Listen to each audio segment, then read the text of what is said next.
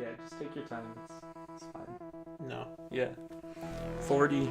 I will take my time. I'll Welcome. do this as quickly as possible. Welcome to Just to spite you. Welcome to episode 49. 49. 9. Has the episode started? Yeah. Alright, cool. Welcome to episode 49. How's it going? We're in a different location. It's the storage locker that we bought. God, I wish. Do you remember a time when Digibaka was still a thing and we legitimately considered recording in a storage locker? Yeah, I do. And like, this was a real considerment. Like, we were researching places and prices. Just let's rent out a storage locker and just put like a couch and a TV in there. Yeah. And then just record in there. All it has to do is have a power strip. That's it. Yeah.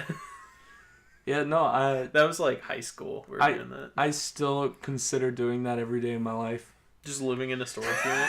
Yeah. I would do it. I don't much need like a lot of space. Yeah, me I'm neither. a very anti claustrophobic. What's the opposite of claustrophobic? I like small places. So I would live in a storage unit. No questions. I just make a little hole in the door. It's the window. Install a window in the door. Just a peeping hole window. Yeah, it's like the size of my face. Oh, so I can like look out and just check to see if the mail's come. I'll have a mailbox out front. No, the hole is your mailbox. What are you talking about? Yeah, they just toss it in there. It never closes. There's no like door. It's just an open hole. The wind flows through it. Yeah. At night it just kind of bangs. It makes a whistle with the wind. Yeah. Welcome to the podcast. Yeah. We haven't done a podcast for a while, so there's so many things to talk about in so little time. It's okay. Most of it's garbage. Some of it's really good. Mm-hmm. So let's start at the top. Oscars happened. Yeah. That was ages ago. You know, when everybody was talking about what's going to win Best Picture, heard a lot of hot takes. I heard a lot of... Well, I was of the opinion that A Star is Born was going to win. Because I was like, just feels right. You know, you look at a movie and you picture the winner, A Star is Born. It just feels like it could happen, you know? Mm-hmm. A lot of people were saying, like, The Favorite. A lot of people were saying, I forget what all the nominees were. But the point is, I don't think I heard a single person who was convinced that The Green Book would win Best Picture. And we were all surprised. And I don't know what to think about it. A lot of people are really mad. Oh. I don't get it. I mean... I'm not mad. I don't care. Eh. I gave it a solid 8 out of 10. Green Book is the most I don't care movie. It's like, whatever. Yeah, no, it's a competently made movie with good actors, so, you know. Yeah. And the Oscars were just so terrible this year that, like... That I didn't even watch it. At that point, I don't care. I didn't care. Yeah. They could have had a surprise announcement that Blind Spotting won despite not getting nominated, and I still wouldn't even really cared, because at that point, I was just kind of... That's crazy, considering how much you loved Blind Spotting. I named Blind Spotting the Best Picture, and I kind of ignored the actual award. You had your own award ceremony. Yeah, and Blind Spotting won every award. You handed the trophies to a shelf in your house that just has the label Blind Spotting on it. I don't own Blind Spotting. I should. You should fix that. I don't even know if it's out on DVD yet, but if it is, I will get it. I just purchased the DVD special deluxe super edition of Spider-Man, which was my movie of the year. Sick. Which I'm very excited I'm going to be about. buying that as well. Yeah. And Blind Spotting. It's so good. I love it so much. And then nobody will call me racist ever again. Oh no. I'm just kidding. I'm just joshing you, Josh. Stop it. Alright. But no, fantastic. One other thing of the Oscars that I'm actually happy about is Olivia Colman. She won. Yes, that's actually great. I was very happy for her. Because she totally deserved it. She totally deserved it. From the ones I saw, totally totally deserved it. Oh, I quite liked that Mahershala Ali got Best Supporting Actor. Yeah, that too. That was Because really I think he was the best part about Green Book. good. Undeniably. In fact, he was more so like a lead actor type than Viggo Mortensen. Like, he stole the show much more. I agree. Which is why some people were a little iffy on it, because they're like, I mean, it almost isn't fair to put him in the supporting actor category, but like, Almost, but technically by the writing, Viggo Mortensen was definitely main character, and he was technically a supporting character, even if he was the most influential and important and impactful figure. Memorable, yeah. Yeah. So, but just by technicality, yeah, he's still a supporting actor. Yeah. What else happened? Bohemian Rhapsody won Best Yeah, Editing. that's right. Bohemian Rhapsody won a a lot whole of stuff, ton and most importantly, Best Editing. And it which didn't is deserve any Which is of pretty the stuff cool, I saw, considering if I it was remember probably the worst edited movie I've seen in the last year. That's what I've heard everybody say. I mean, they're so upset. Yeah.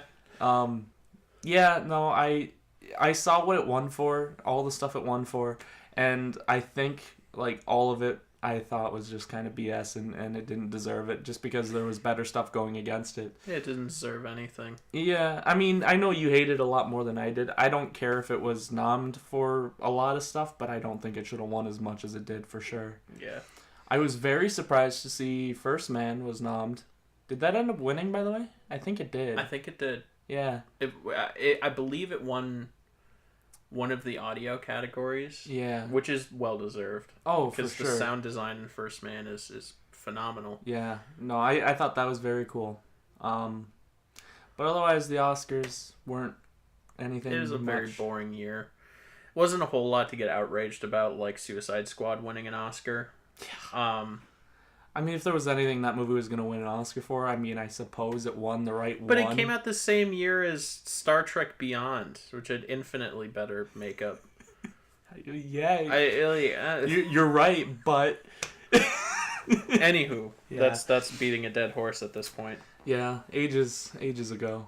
You know what isn't beating a dead horse? I'd like to talk about a pretentious artsy horror movie that I've talked about before on the show, but I'd like to talk about it again at some point. So, what? It's called "I Am the Pretty Thing That Lives in the House." It's good. I've thought about watching that a few times. I've heard it's boring. But, I could go on a whole rant about this movie. I saw could talk your about mini it. rant on Discord. Oh yeah, no, Yeah. I could extend on that.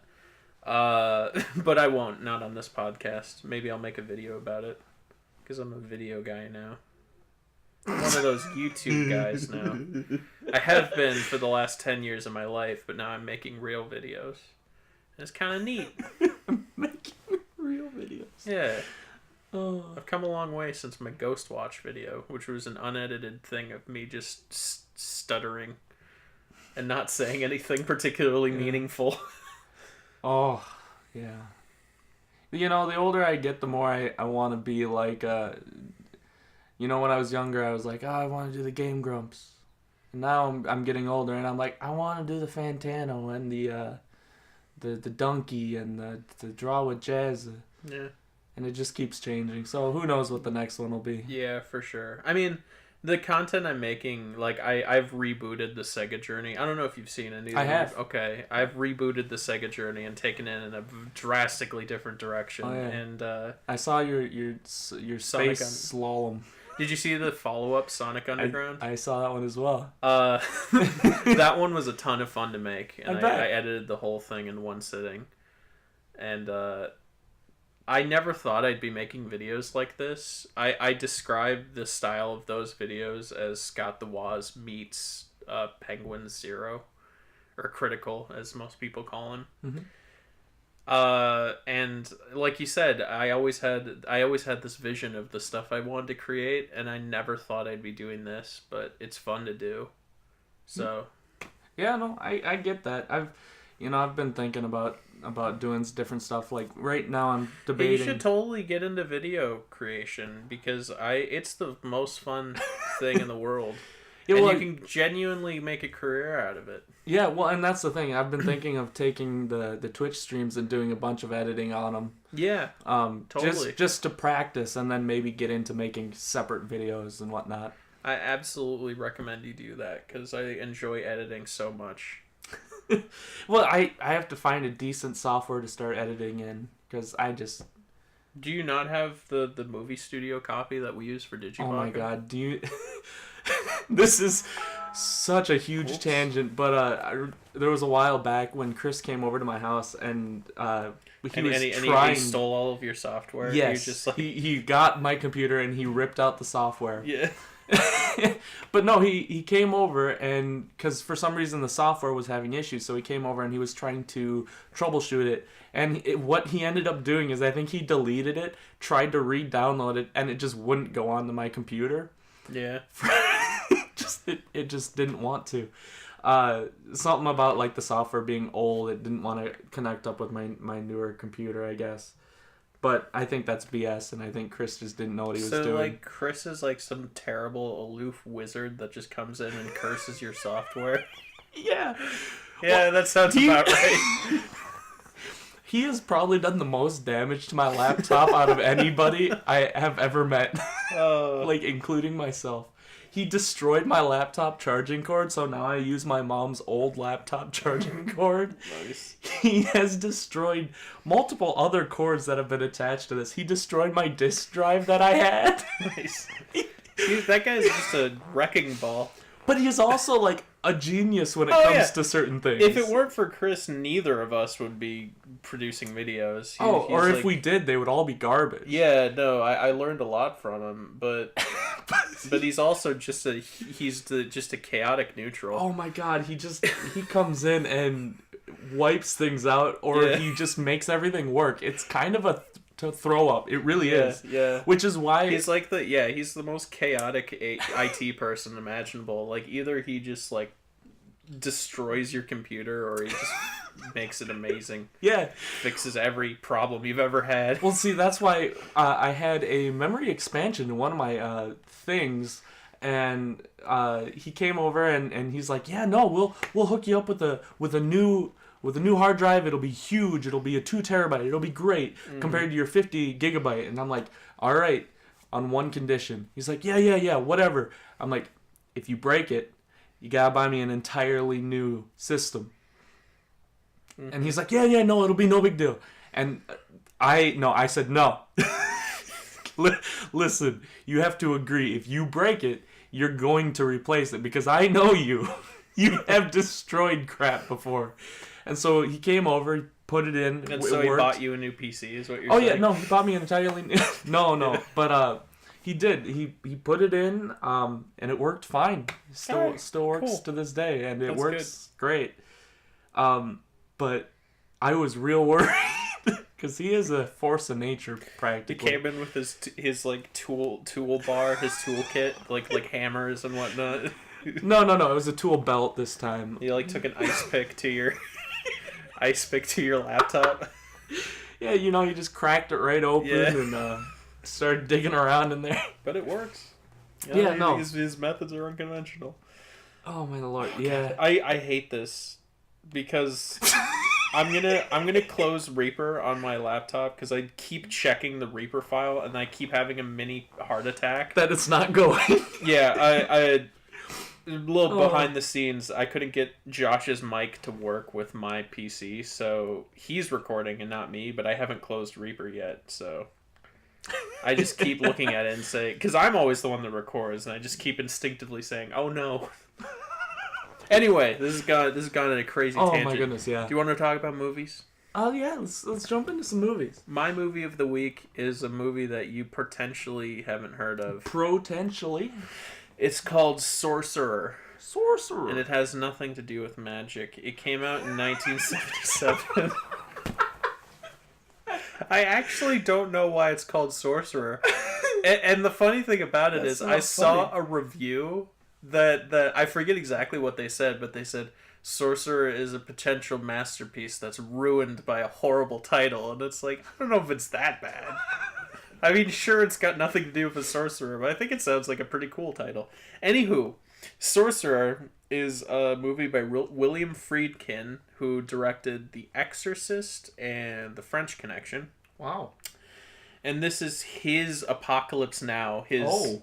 his crazy production that was so dangerous and could have never happened in any decade other than the 70s that hardly anybody talks about. Sorcerer is about four anti-heroes. The four main characters are just scumbags. They're undeniably like bad people. One of them is a terrorist who has recently bombed a big building in Israel. Mm. One of them is a corrupt politician who I forget his whole storyline because I don't speak French and I don't understand politics. But not a politician. He's a banker. He's a corrupt banker, and he's like the law's after him. One of them's an assassin. And one of them's a gangster who his whole squad got killed in a botched robbery, and he's on the lam. And one of them's a medic. No, it's just the four. And one of them's a heavy. Yeah. But it's just the four main characters, and the gangster is your main character, played by Roy Scheider, who's that guy from Jaws. The shark? Yeah. It's the Jaws. Do you know the name of the shark from Jaws? I have no idea. It's called Bruce. Bruce. Yeah, that's what they call. Oh, is that why Nemo? Maybe. Could be. Does that? I believe that's what the animatronic shark was called, Bruce. Although I could be misremembering the information that I got from a MythBusters episode. Okay. But no, Sorcerer is Sorcerer is a fantastic movie, and it's about these four incredibly bad people. They meet up in an unspecified South American country, and they're all on the lam for various reasons. And this country, this area they find themselves in, they're trapped in there because they're like, Roy Scheider's passport is just revoked, and he just can't go anywhere. And they are all offered a job by the government to transport cases of unstable nitroglycerin in two separate trucks across the country in the bumpy jungle roads and deliver them to a specific location in this like war-torn country. Oh. And it is the most intense movie. It's like that the trip only happens in like the last like half hour of the movie, and it is just a half hour of anxiety. Really? It's horrible. It's great, but it's just horrible to watch because I was just stressed the whole time. It's a great movie. All right. And not a lot of people talk about it. The Sorcerer, huh? Yeah, or Sorcerer. Sorcerer. What's your movie of the week? My movie of the week is, I wish it could just be Spider-Man again. Oh, yeah. But... Don't we all? Yeah, really, though. I really haven't been watching a whole lot of movies, considering how long it's been, but the most recent one that has had a decent impact on me is Vice, so I'd probably go with Vice. Nice. This movie is, like I said to Colin, it's the best horror movie I've seen this year. Yeah. So far. It leaves you, it starts out, oh yeah, this is a true story, and then it leaves you with, and all the horrific things he did can still be done today because none of it's been changed, and that's frightening. Yeah. It was well paced. It's a good movie. I really loved Sam Rockwell like I knew I would. Christian Bale did a really good job. Yeah, Sam Rockwell's the real highlight of this movie. Oh, he's so good. Sam He's Rockwell so good. as George W. Bush is an inspired casting choice. Oh my God. He's just perfect. Yeah, it's so good. He's just such a douchebag. Yeah. I love him so much. It's so good. He even got the laugh. The funny thing is he does a amazing. fantastic George W. Bush impersonation without even really breaking character as Sam Rockwell. I know. I've never really realized how similar Sam Rockwell is to George W. Bush. But it's like, just imagine 3 billboards now. yeah. No, I'm going to talk about another Sam Rockwell movie before we're done here. Oh, I know. So we can compare the two. But yeah, I mean, I really thought Vice was good. You know, it has its issues, but overall, I enjoyed the movie. I had a good time. So yeah, I think that'll be my movie of the week. Nice. I enjoyed it. I particularly enjoyed the heart transplant section. Yeah, That's really cool. yeah. Well, and just the way it's edited and the way it's put together in that kind of like it was almost YouTube-esque the way like No, I've the editing, I think it deserved best editing, but that's a very controversial statement because some people hated the editing and I can totally see why. oh, for sure. But I thought it was very inventive and Very modern. very you modern. know? Like you said, it had the attention span of a YouTube video. Yeah. It has this thing where it cuts to people. Cuts from people talking about doing a thing like your politics scenes where they're like walking and talking like your West Wing type dialogue, and then cuts directly to like war atrocities in like a shaky cam style, and it's like whoa. Yeah. But it's yeah, I mean it like, catches you. That's for sure. It can cut from Dick Cheney and George W. Bush joking around about their power right to a military Humvee getting bombed like in like a second. It's just right there. Oh yeah. And it's insane, and it's just a crazy watch for that. And I liked it, but I can see why one would hate it. But yeah, no, but I completely agree. I think I'd probably put that for editing now that I've seen it. sure. Because yeah, I thought the editing was really good. But then again, I guess I've been really conditioned for that kind of stuff. So, Same, yeah. So maybe that's what does it. I don't know.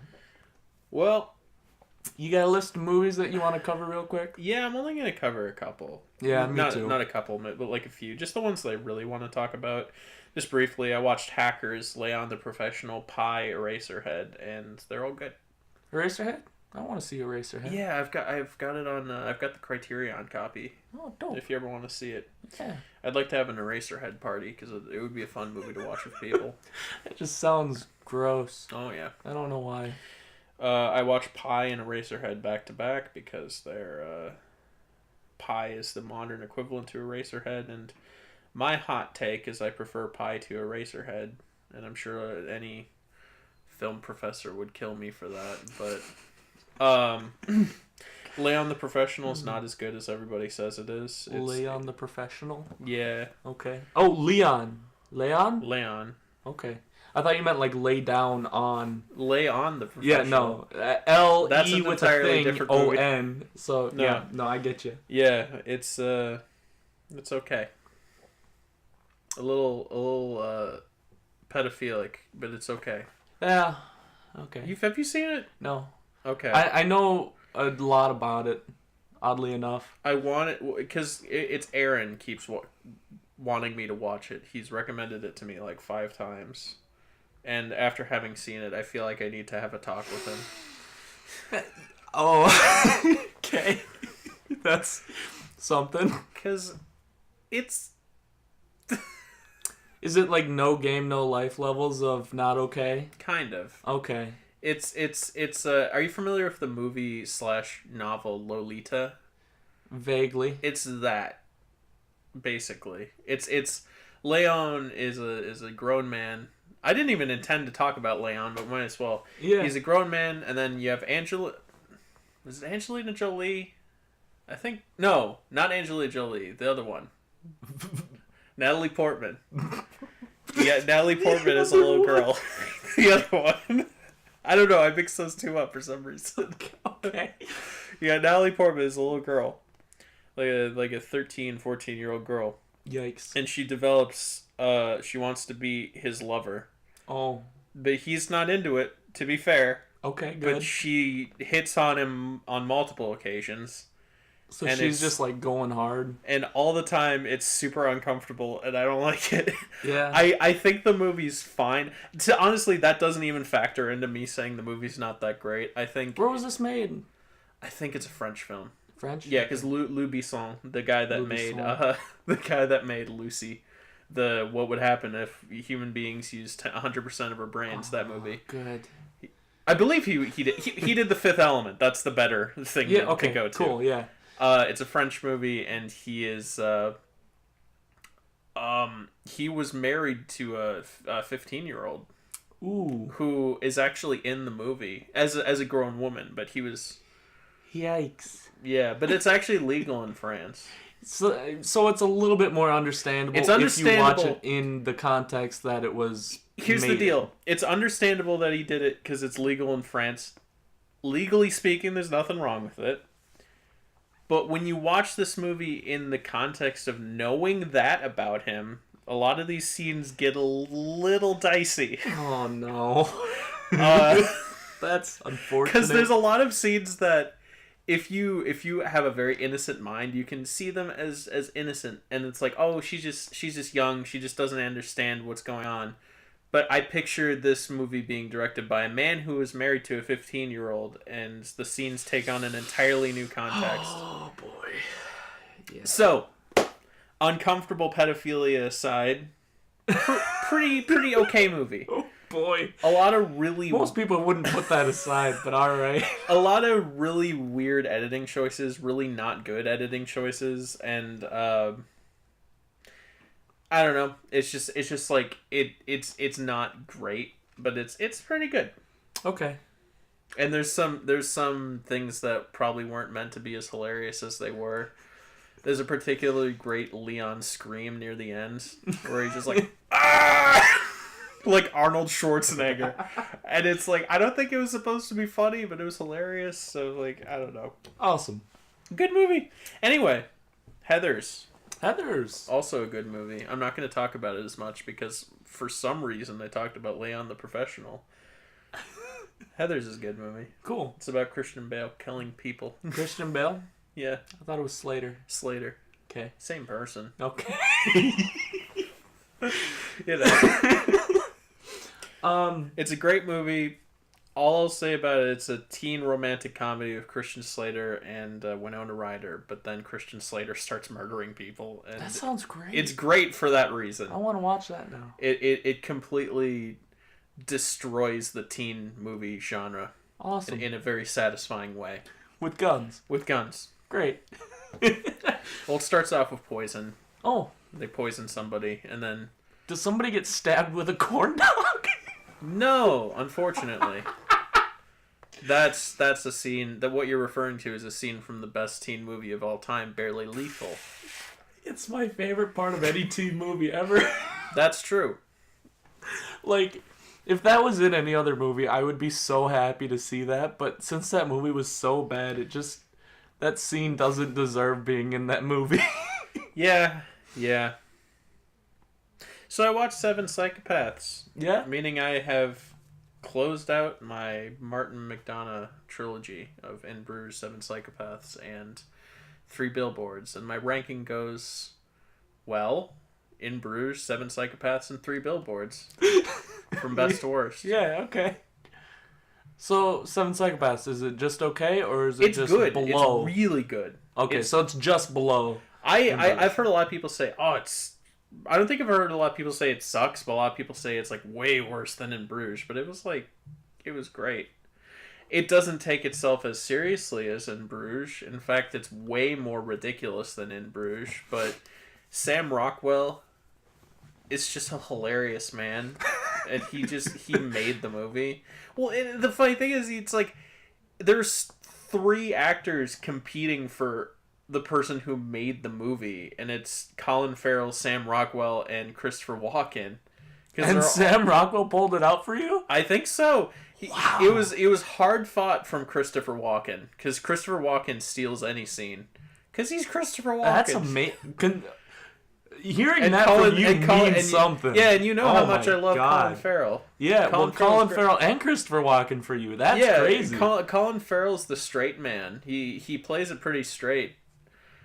And Sam Rockwell has got some of the best lines. It's like when they're sitting and waiting for a shootout, and Sam Rockwell's character's name is Billy, and he was like, "This reminds me of whenever you're sitting in the the waiting room of the VD clinic, and he waiting for that doctor to come out and say, "You're Billy, you're good to go," or "Billy, you got VD."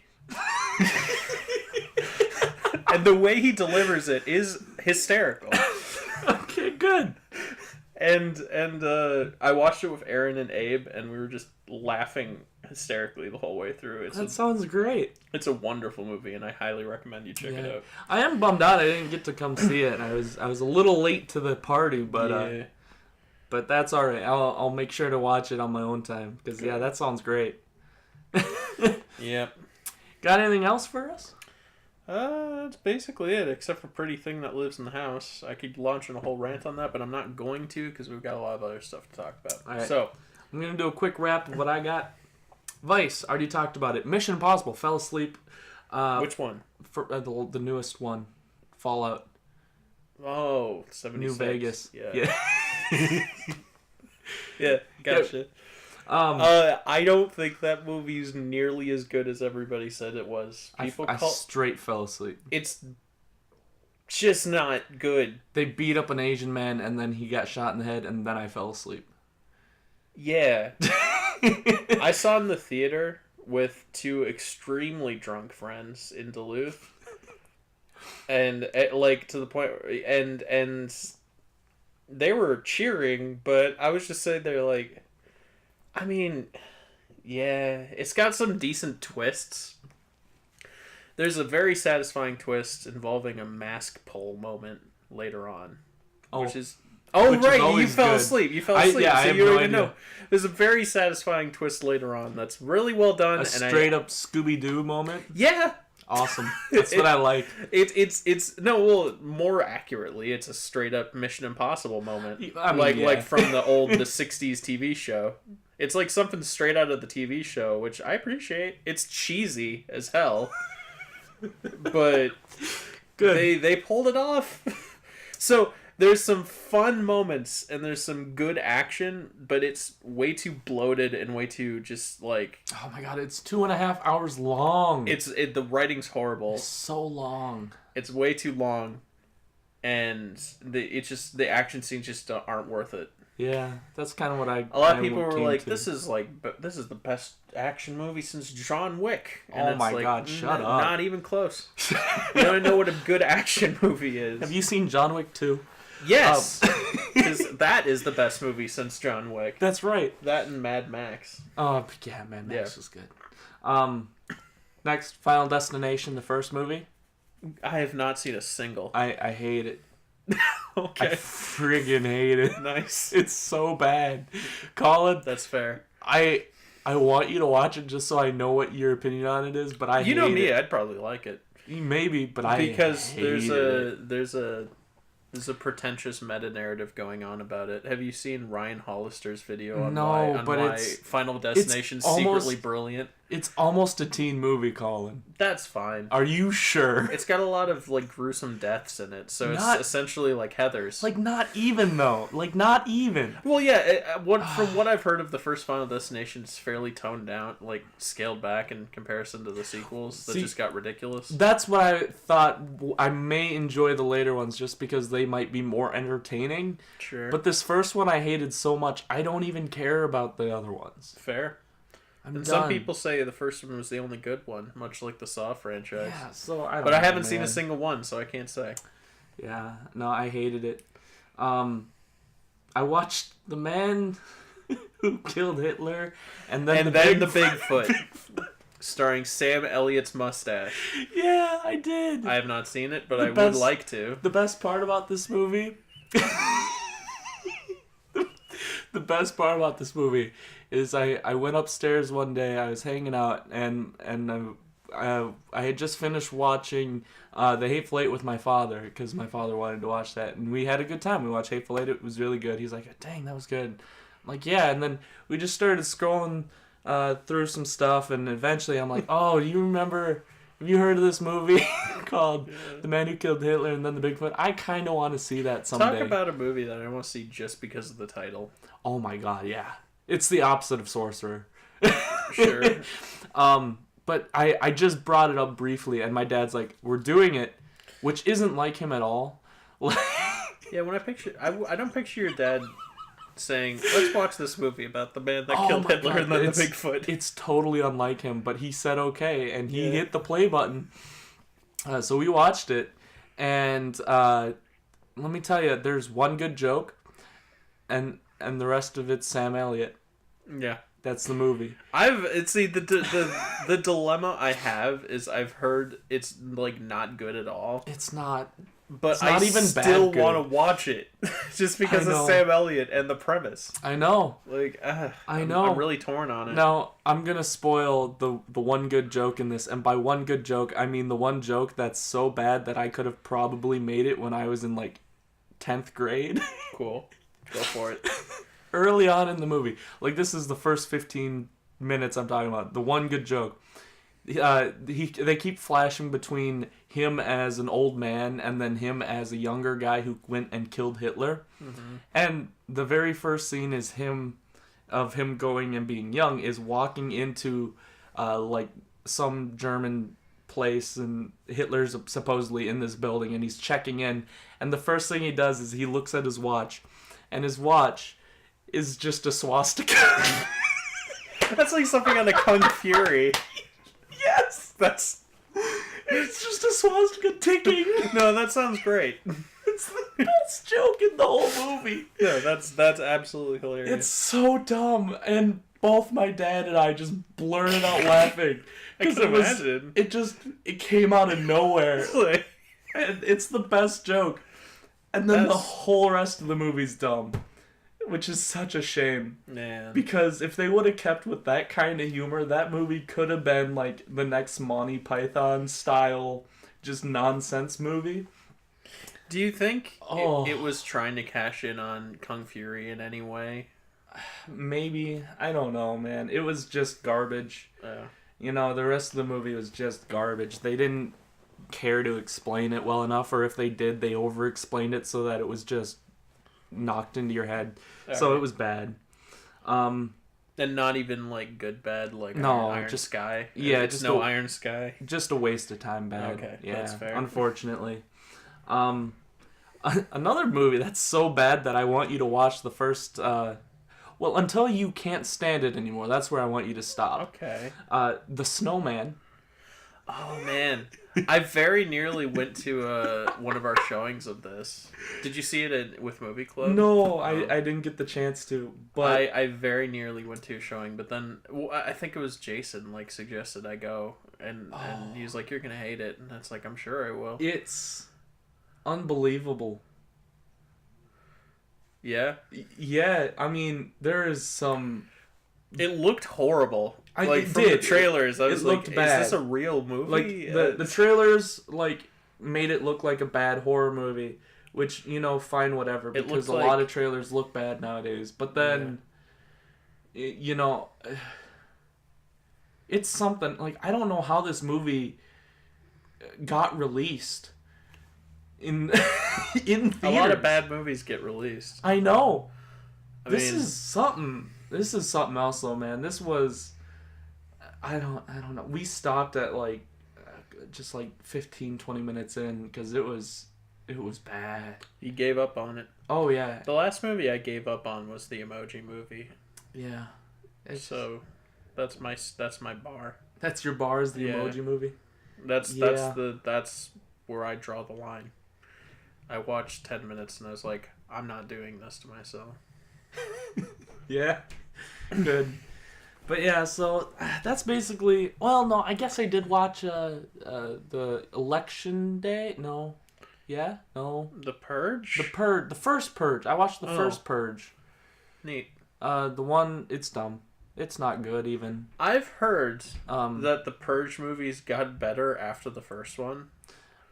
Like the first one's just like a generic home invasion movie, right? Yeah, and like, and the second one is like wasn't more great. like grand concept, like it's Yeah. all over the city Which is rather than cooler. just like one house. which is way cooler. yeah, because that's what everybody pictured when the Purge was like announced. Yeah. They're like, oh sweet, an entire city overrun by chaos. It's like Escape from New York. Yeah. And then it turned out to just be a home invasion movie. Well, yeah, my whole family that saw it, so me, my dad, and my little brother, I believe, all agreed that it's a cool concept, not a great movie. The first one.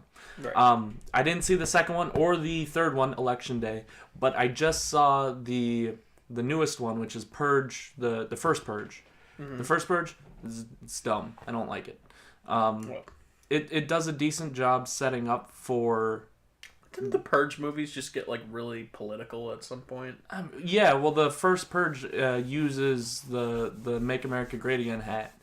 The first Purge? The first Purge, not the first movie, but the newest movie. Right, because I was going to say, I thought that predated that whole thing. Yes, it did.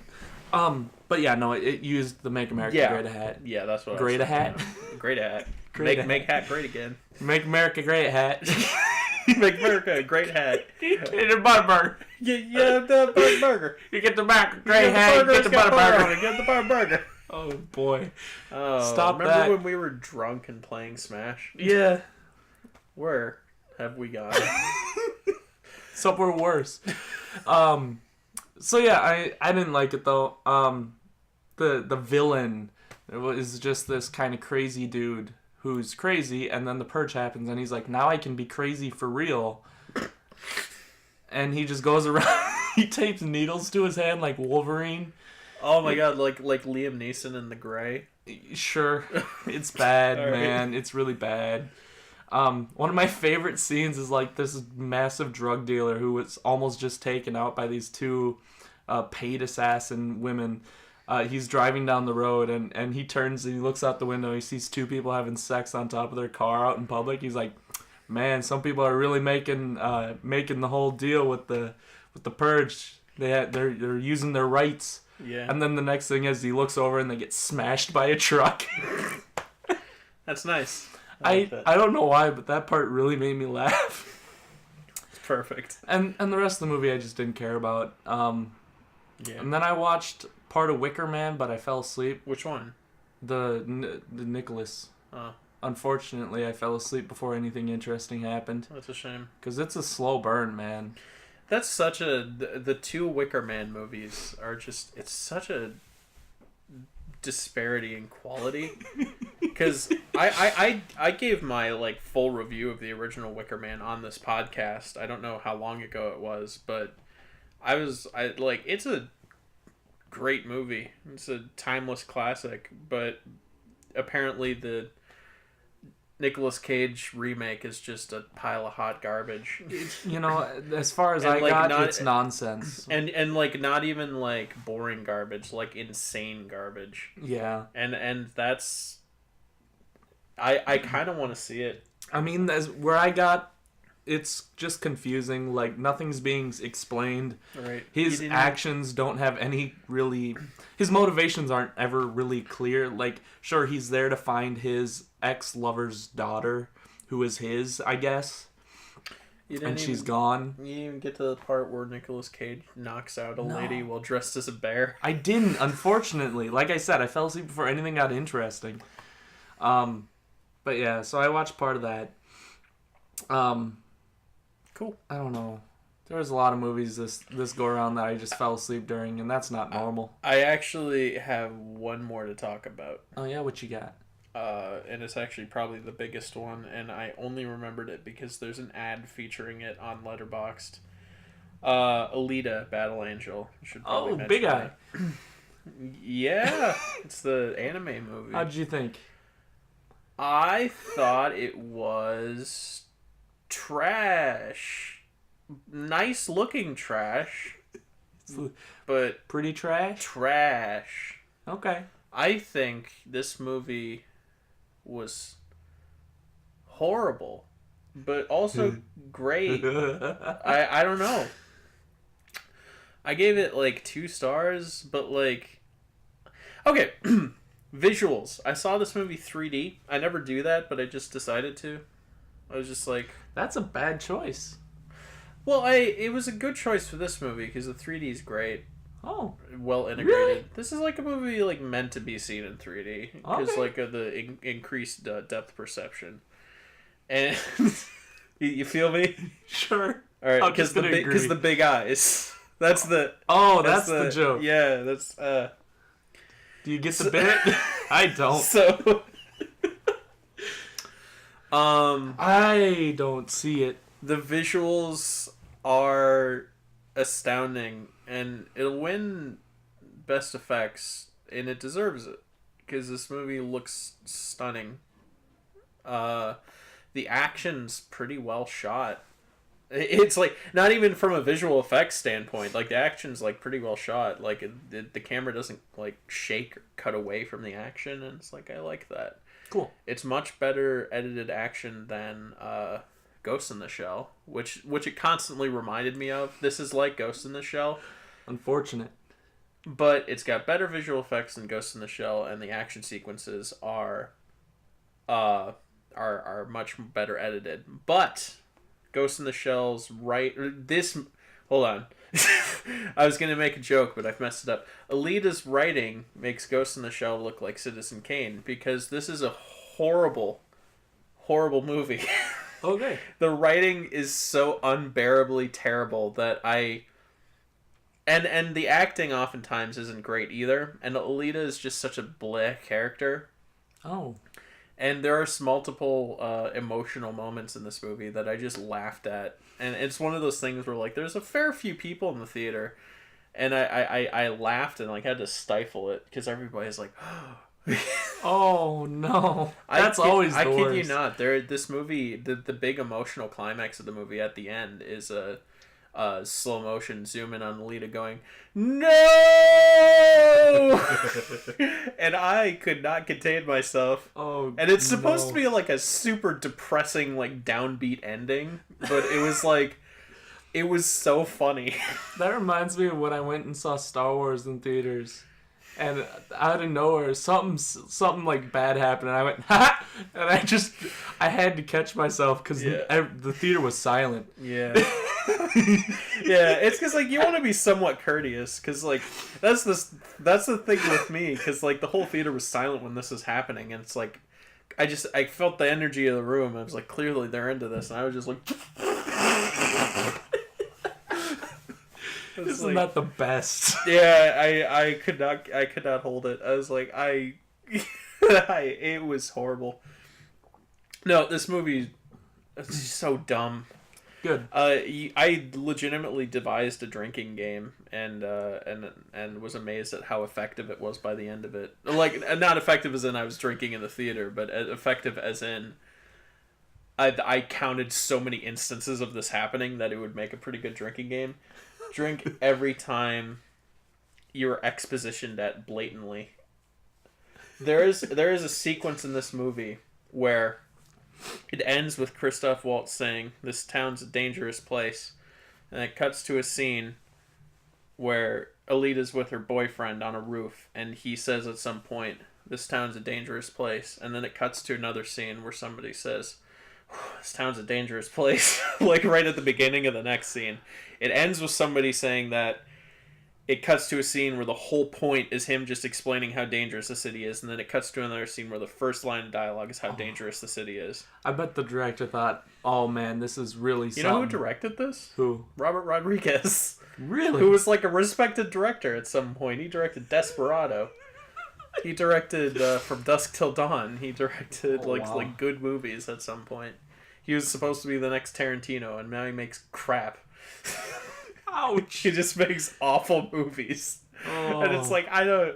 That's a shame. Alright, so Alita. Bad movie with really good visual effects. If you're into visual effects and you don't mind sitting through like a pretty long movie with horrible writing, check it out. Because the visual effects make it almost worth it. Alright, cool. Oh, one more thing I'll say about this that I kind of appreciated, I guess. It's really violent for like a PG-13 family movie. Like, it's genuinely gruesome. There's a scene where a kid gets sliced in half, like on camera, and he's just laying in two halves in a pool of blood, like a kid. And it's like, really? Oh my god! Wow. No, it's nuts. I was amazed to see that kind of thing in a PG-13 movie, but it's like, well, I guess that's where we're at now. Like, I guess PG-13 movies have been getting a lot more like leeway, so I was surprised. So I don't even know if that's a positive or a negative, but if it's like if you don't like PG-13 movies because they feel a little toned down in the violence department, this doesn't really have that problem. So Go nuts. yeah, I Alright. guess. Let's jump over to TV real quick while we go into intermission to music. Sound good? Yeah. Yeah. I want to bring up Brooklyn Nine-Nine again. Yeah. It's still good. Lin-Manuel Miranda, he was good. I should see that show. You should, man. Yeah. I mean, it's really good. Also, the new season of Santa Clarita Diet on Netflix is out. I love that show. I don't know why I like it so much, but man, it's got some decent goofs. It's good. I enjoy it. That's the cannibal show, right? No, zombie. Oh, Straight up zombie. I'm sorry. I got it wrong. No, you're real close though. Alright. It's straight up zombies. It's good. I enjoy it a lot. God, what? There was something else. There was another show that I was thinking of, but now it's gone. I don't know, man. It's gone. It's just been erased. Yep. Donald Trump willed it out of existence. Oh, Game of Thrones last season. I forgot that existed. Coming. I've been trying to watch it. I'm on season 3. I'm not even gonna attempt it. Yeah, I mean it's not. Don't. You could get some hate for dismissing a masterpiece like Game of Thrones. I mean Josh. it's good, man, but How dare you? If you're not gonna put in the time and the effort, it's not worth it, man. Yeah, it really no, isn't. I'm completely there with you. I don't watch most shows, so like Game of Thrones. Yeah. No way. Yeah, that's kind of what I thought. I barely summon the energy to finish Stranger Things season 2, and that's like something I really like. Yeah. So yeah. there's no way Game of Thrones is happening for me. Yeah. So that's coming. Jump back to movies. The trailer for Scary Stories to Tell in the Dark. I have not seen the trailer. Oh, yet. it's awful. It makes me scared already. By awful It's I mean coming good. out pretty close to Midsummer, right? Yeah, they should be coming out around the exact same time. Sick. And we should be able to watch them as a double feature I can't for wait. my birthday. I can't wait. Because that's the weekend I have off Yeah, for my birthday. it's gonna be pretty good. So yeah, that's happening. Yikes. And then Us came out. I haven't seen it. There's a lot of buzz. I want to see it. I'm excited about it. I was one of those people, one of those epic contrarians. Epic late contrarians? epic contrarian. Gloria Bell also came out. Just Oh, a hot take. I don't care. It's an A24 film. That's Sure. about it. Yeah. But I was one of those people who didn't like I didn't not like Get Out, but I thought Get Out was pretty good. Yeah. Well, and Get Out is not a masterpiece by any means. no, I completely agree. Nor should it be like nominated for Best Picture. I completely agree. But I enjoyed it, and this is just his next project, and yeah. I want to keep up with him. I think he did a good job, and I hope he does another good job. Are you going to, speaking of things he's doing, are you going to see the new Twilight Zone? I don't know, man. Maybe. I'm gonna give it a shot because I'm contractually obligated to. I mean, I love Twilight Zone. The Twilight Zone's my favorite show. I don't know if I've ever said that on this show, but I don't think you've said it on podcast, but top favorite show of all time. So yeah, it's really good. So I hope he does a good job. I'm obliged to see what he does with this, even though at the trailer I don't know if I'm gonna like it. But we'll see. We'll see. I don't dislike Jordan Peele's directorial output. I think Get Out's a fine film, but I think it was way overhyped. It's a pretty good 70s throwback horror movie. Mm-hmm. Yeah. Also, Climax came out. I really need to see that. You know what? I'm really excited about it. I didn't even realize it was an A24 movie. Yeah. It's actually a blessing in disguise because I went to go see it and there was a problem with the subtitles. In that I had no subtitles. and it's a French film, and I didn't realize that. And so I couldn't see it, and I had to go watch something else. And I can't believe that happened, because it's like, if it weren't for that, I would have watched it, and then I would have realized it was an A24 movie, and then I'd been like, oh no. Oh no. Guess I'm gonna have to hijack our next A24 quest, because I accidentally watched an A24 movie out of sequence. That's alright. I would recommend you watch at least one more Gaspar Noé film before you go to see Climax. I plan on watching Enter the Void before I see Climax. Go for it. For sure. Because Enter the Void's the one I saw in preparation for Climax, and it's insane. Good. And apparently Climax is pretty crazy too, so... Yeah. Yeah. That's all I can think of for movies right now. So you That's great. want to jump over to music? Yay! And then we're going to end with video games. What? Don't look at me. I don't know.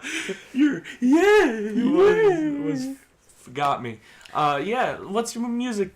My music of the week is "Poison the Well" by Modest Mouse. Really? Okay. Yeah. You would think it'd be something by Clipping, but I'll get to that later. Okay. Yeah. We've No, I would have guessed Clipping. We've waited so long that it was going to be "Story 2" by Clipping, so that's my runner-up song of the week. But a new Modest Mouse song is out, and I have to talk about it. You have to pay tribute. Have you heard it? Not all the way through. I like it. It's growing on me. It's kind of We Were Dead-esque. It gives me memories of We Were Dead, and I think they're kind of abandoning the kind of like overproduced like poppy sound of their last album to a certain extent, and everything's kind of fuzzy. Ooh. I like that. Cool. I like that a lot. Yeah. So I'm excited. I hope they have a new album on the horizon. Yeah, no, I'm very excited about that too. Yeah. It's got a line. Oh, geez, I meant to write this down, but I can paraphrase. The medicine makers, they're trying to kill us. Yeah, they know what the cure is, but they know that's bad for business, or something like that. And I like that little line. That's awesome. Because yeah. like that's like old school Modest Mouse. Isaac Brock's just pissed. Yeah. And this whole song's just very angry. So it's a return to form for them. You know, that just brought back memories of another movie I watched. I don't even remember what it's called, but it's Jake Gyllenhaal and Anne Hathaway, where Anne Hathaway has Love and Other Drugs. Is that it? Probably, because they did a movie together. And that movie, it's all right, but like, I don't know, like, Does Anne Hathaway go nudie in it? Oh, all the time. Yeah, it's Love and Other Drugs. Yeah. And Jake Gyllenhaal's brother in the movie masturbates to their sex tape, which is really weird. Oof, that's weird. Yeah. What brought this up when I'm talking about? Well, you said the medicine man, and he sells pharmaceuticals, and then he ends up selling Viagra. Sure. Anyway, I don't know. Did he sell it to his brother? Because he's like, I saw it. He sells it to everyone, man. Just everyone. I can see you need a little help there, bud. He sells it to men, women, everybody. Yeah. And then he takes it, and he has a bad reaction to it, and he has to cover himself with a pillow and go to the hospital. So is that the other drugs that the title is talking yeah. about? Yeah. Basically, yeah. I never saw that movie, despite the... Velvet Buzzsaw. Let's talk about that for a hot second. I thought we were out of movies. I know, but I just thought about it. That's a movie that I don't know if I want to see or not. I don't know either. It looks... really interesting. I loved Whiplash, and this is the not Whiplash. Nightcrawler. I was gonna say Spotlight. Yeah, I loved Spotlight. I don't know why. Oscar winner Spotlight. I loved Nightcrawler, and this is the follow up to Nightcrawler. And it looks like a completely different kind of movie. He's doing an art horror movie, and I mean literal art. Yes. I don't mean like art house. I mean like there's an art critic. Yeah.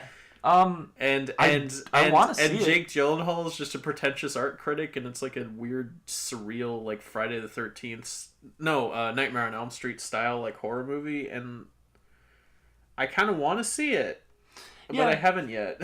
That's kind of exactly where I'm at. Yeah. Yeah. Just thought I'd throw that in there real quick because I just thought about it. That's like such a way to go. after Nightcrawler. Yeah, it's very bizarre. Eh. Anyway, Modest Mouse. Yes. Good, concert. exciting. Yeah. Yeah. Yeah. New album coming. Hopefully. Hopefully. I think that's what this means. Same thing with Tool. Tool new album coming this year, probably. Nice. Maybe. Who knows? Very exciting. I suppose I gotta do my song. My song of the week. Doing a little throwback. It's gonna be REO. Time for Me to Fly. Don't know it. It's some good old classic REO Speedwagon, my dude. Yeah. Yeah, it's good. Oh. It's time for me to fly. Okay. I was thinking of the band REM. When you said REO, for some reason I didn't think Speedwagon. Right. Yeah. I get it now. Okay. I was Cool. like, REM. Okay. No, I'm not a huge REM guy. That's a shame. Is it? That's where you went wrong. Is it? I think. Okay. What did they do? This is dumb. What's REM's big hit? Losing my religion. Really? Yeah. That's totally not what I was thinking. REM did It's the End of the World. They did that as one we too. know it. That's the one I know. Anywho, talk about REO Speedwagon for Pete's sake. All their songs sound really similar, but that's probably a good thing because they all sound pretty good. Oh yeah. So I guess you can't. They're AC/DC, but for like people who really like more poppy People light who really stuff. like JoJo's Bizarre Adventure. Yeah, Yeah.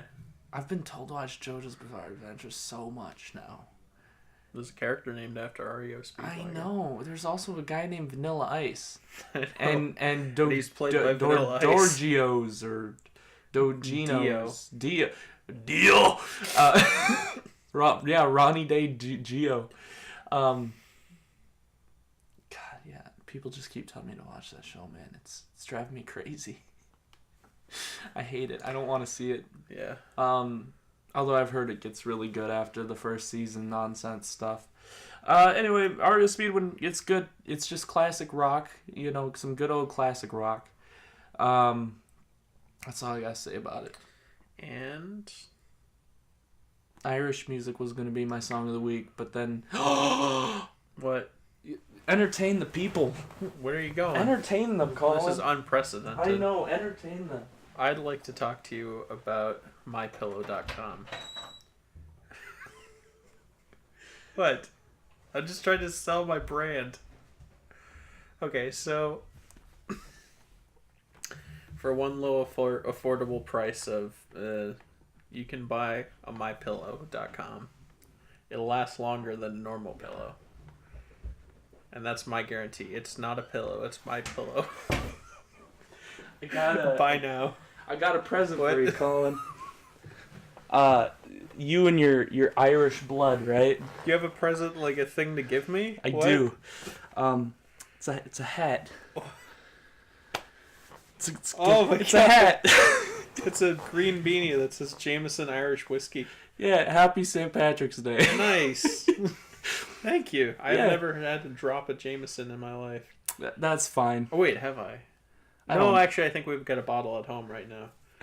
So, yes. Thank you. Yeah, no, on St. Patrick's Day we ended up going out to a bunch of bars, and there was a bar that ended up having hats just lying around, and they were Jameson Irish whiskey hats. So I nabbed two of them, and I got one, and I thought, oh, Sick.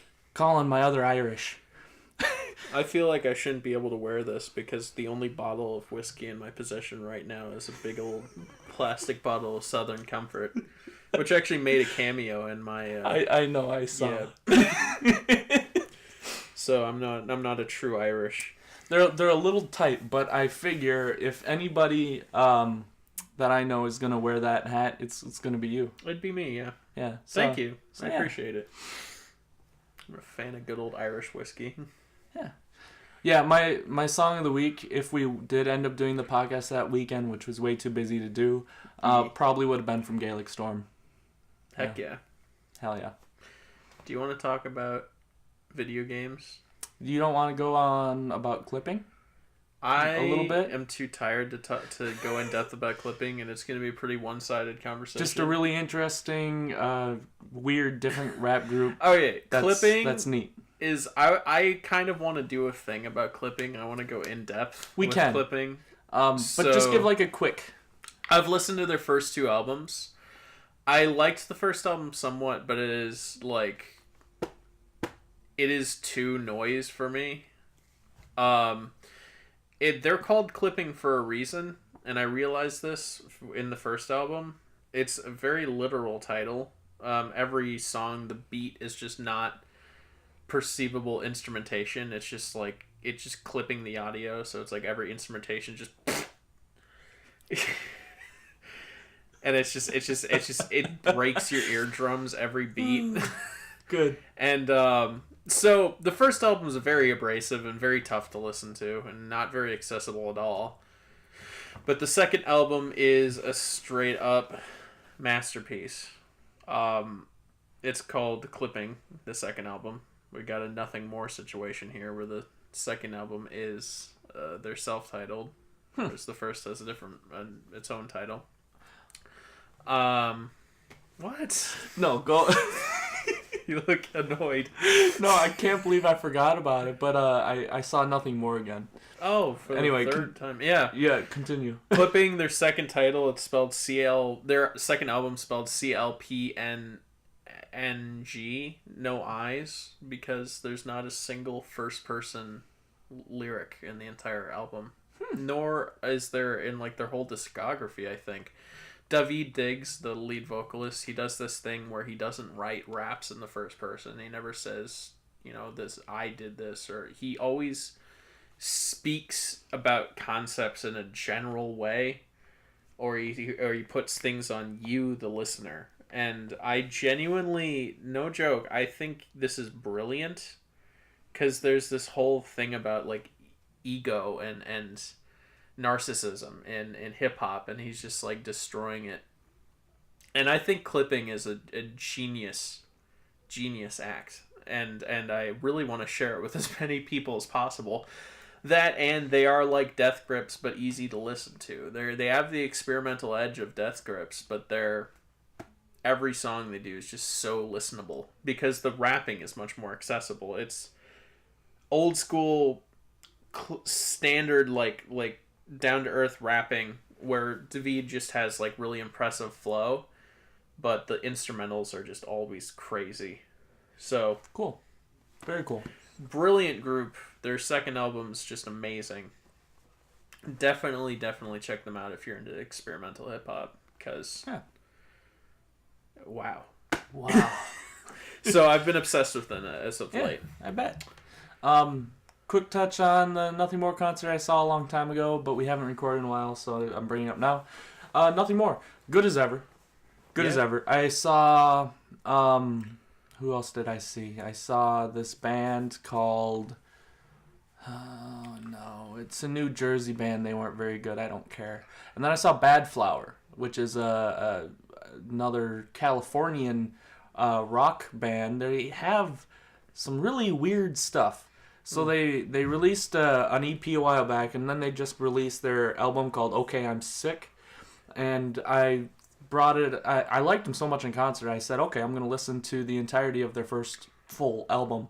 And I plan on going and listening to their whole EP because the album was so strange and bizarre that I just have to.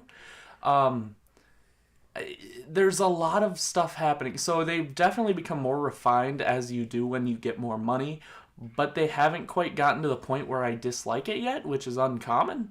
So I don't know. I hope they go in a more raw direction. They kind of pull away from that very clean sound that rock likes to get into. But, there was some really, really cool things going on. There's a song that they have on their new album that is basically... his voice is an instrument instead of being used, because you can't understand the lyrics most of the time when he's singing, but there's lyrics, so it kind of has like this weird shoegaze to it, and then it goes and it has like this kind of rocking instrumental as a chorus instead of like your typical singing. So it's very interesting. So I want to see more of these guys. And then I saw Of Mice and Men again, and Of Mice and Men is of Mice and Men. They're okay. I'm not a big fan of them. Sure. And then Nothing More came on, and they blew everybody out of the water. They are always amazing. You know, Cool. he's just that lead singer is amazing. They put on a good show. They really do. This time they had a big tarp, like a big white sheet that they pulled up while they got everything set up. And then the intro of the show, they showed Truth, and they flipped Truth upside down on the tarp. And then he comes up from behind and he spray paints the Nothing More logo on the tarp. Oh God, They're very I good like 'em. show. They've got showmanship. they do. That's Lord. It sounds like the kind of thing you get really hyped up about. I think Nothing More. Their music's great, but their shows are like another thing entirely. Yeah. In not so much like better or worse quality, but more so it's just like the two have to be kind of considered differently. Like Oh, I consider that for everybody though. Because Yeah. I mean, like think about Godsmack. Godsmack, their I music's would terrible. never watch listen to Godsmack on their own, but their concert is awesome. Yeah, no, Godsmack. If you hate Godsmack, go to a Godsmack concert. I hate Godsmack. I think they're a horrible band, but they put on a great show. They really do. They it's like one of the most fun rock shows I've ever seen. So they got that going for them. Yeah. No, Have you ever wanted to see dueling drums? Yeah. Like it's they got it. It's real cool. Yeah, it's neat.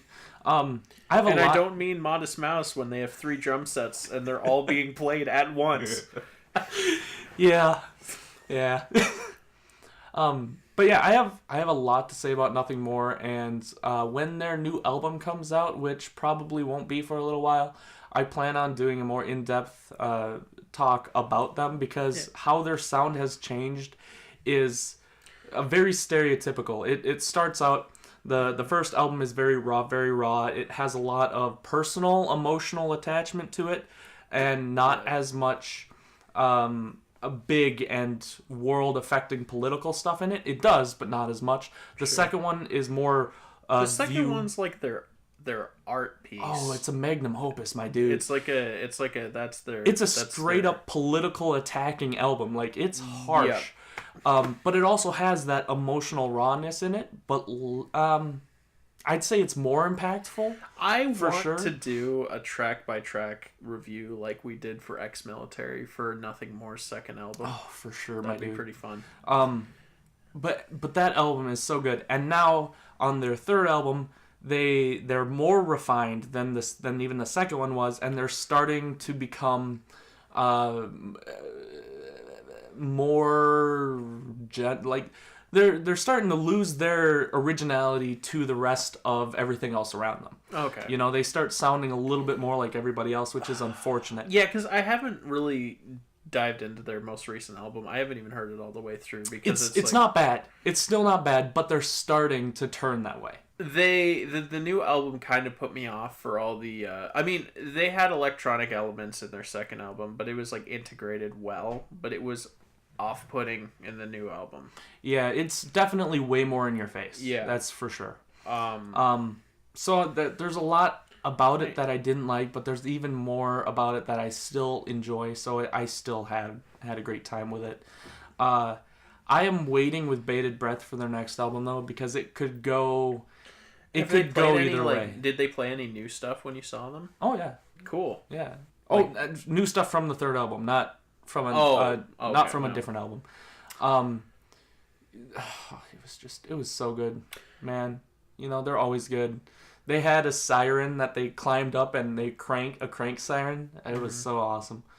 I don't know. There's just I love that band. I love their ideas and their outlook on life. I think it's very realistic, very in your face, but all around they seem to be positive about it. It Sure. sucks, but there can be change, you know, kind of situation. And I like that. Sure. Yeah. The one thing that I always remember about Nothing More, and it's the thing that really stuck with me, is their stance on encores, which is a Yes. thing that really resonates with me. It's not like this has nothing to do with their like deeper political stuff, but it's just Disagree. an opinion they have that has resonated with me, and I thought it was really cool to see them doing this because this is just a thing that bands don't do. Their idea on encores is he came out and he said, "This is our last chord. This is our last chord." I don't know where that came from. Oh my god. He said, he came out and he was like, "All right, listen." He got the mic up. He's like, "Real talk. This is our last song. I don't mean this is our last song, then we're going to leave the stage and then come on and play another song. This is our last song, so you better enjoy it." Yeah. And he was like, if a band says this is the last song and then they leave and then they come back, it's just a fake. He went on this whole rant about bands that do this. He said, like, it's fake. It is fake. And you know what? I think it actually is a good correlation to their political stances as well. You know, Sure. they don't like that. They want to be real. They want everything to be as real as possible, because the idea that, you know, fake stuff is being perceived as real is upsetting. Sure. No, yeah, no, I completely agree with them. I think I don't like the idea of encores. I think if a band should just straight up just say this is their last song and make it their last song, and not just have this like half-hearted like, oh, let's leave and make the crowd beg for us to come back. Like, it's just so lame. Yeah. No, I completely agree. Yeah. And they do that every concert. Yeah. You know, it wasn't just a couple times. It's every single concert. That's why I like going to emo shows, because you almost never see encores. And I've never... okay, I've played an encore once, but it was just because... I've told that story, right? I think so. The one encore I've played, it was a Big Men's playing a show in Northfield in this attic with a bunch of metalheads, and we had all these songs prepared, and we had one extra song that were setting up for like another show, and it was a cover of Bruno Mars's "Runaway Baby," which is a bizarre. And our finale, our outro was... I've probably told this story, but I love this story, so I'm going to tell it again. Our finale was Bulls on Parade by Rage Against the Machine, and the metalheads were loving it. We rocked it. They were moshing. They were like getting up on the stage and like holding arms and doing like the synchronized headbanging. And at the end, Abe broke his guitar on the ground. He threw his guitar on the ground and he smashed the strings off, and he was like ripping... And so we were like, yeah, it was like that was our outro, and then they would not let us leave without another song, and they were like, do another one, encore, and it's like all we have left is a Bruno Mars song, so we did a metal rendition of a Bruno Mars song. And they had a good time. That's the one and only encore I've ever done, and I regret it. Do you? Well, because it was like we had a finale, and then we were like, well, geez, I mean, we gotta give them what they want. Did they enjoy the Bruno Mars? Yeah. Yeah. Okay.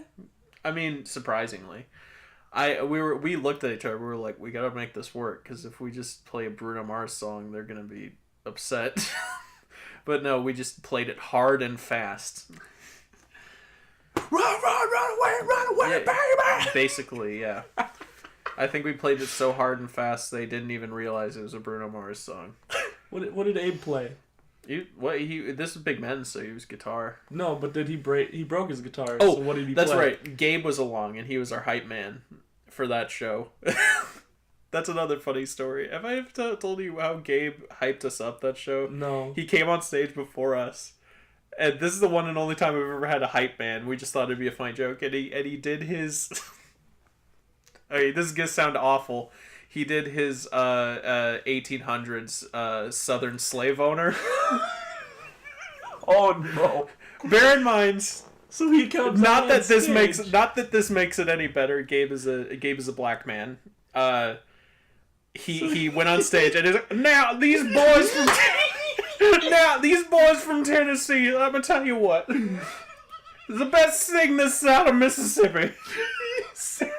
Yeah, no, that's how he introduced us. And we all had nicknames, and he introduced us. I don't remember most of them. I remember two of them. Sage was Herbal Remedy, and Rachel was Paramore. Oh, And we got Paramore on the lead vocals. that's fantastic. And I was like Big Bass Man or something like that. I don't know. Oh my god. I was something Were really they stupid. hyped? Please tell me they were hyped. I mean, that was such a weird show, man, because I don't think they knew what to expect. I don't really remember what the reaction was, but I think it was just a bunch of people looking around like, what's going on? What's happening here? Because that was the show where we were all coordinated with our attire. We came in suspenders and pink Hawaiian shirts, and it was all like death metal bands that day. And here we were, a bunch of nerdy looking guys, and you know, like me and Abe and Sage, and then it's like all death metal bands, and people were coming up to us and they're like, "What do you do?" And we're like, "Rock," and they're like. It was like we were, but then we were like, we brought our heaviest stuff for the show. We came prepared, and I think by the end of the day, we were the only band that got an encore that day. By the end of the day, they loved us, but people gave us the weirdest looks, and they were looking at us in the sense like, "What are you doing here?" I believe it. That was a fun day because it's like at the end we were like a crowd favorite. That's awesome. We gotta start hurrying up through the actual podcast. Like, as much as I'm having a good time. Well, the way I see it is we've been gone for so long. It could be a slightly longer one. I totally agree, but like, we've been going for a while. Yeah, that's cool. We got to talk about video games, good. though. Let's, so rap on music, on to video games. Yo. Rap. Okay, I'm sorry. Video games. Wrap it up. Which do you think we can talk about more? Sekiro or Borderlands 3? I could go on. I could go on. All right. Let's start with the Nintendo Switch has been announced to release 2 new products coming this summer or fall. 2 different Switches. One is going to be a cheaper one that does not plug into your TV, and the other one is going to be a more expensive one. That's like more powerful. Yeah, that's all I've heard about it so far. Pokemon. Pokemon's been announced. That is the true.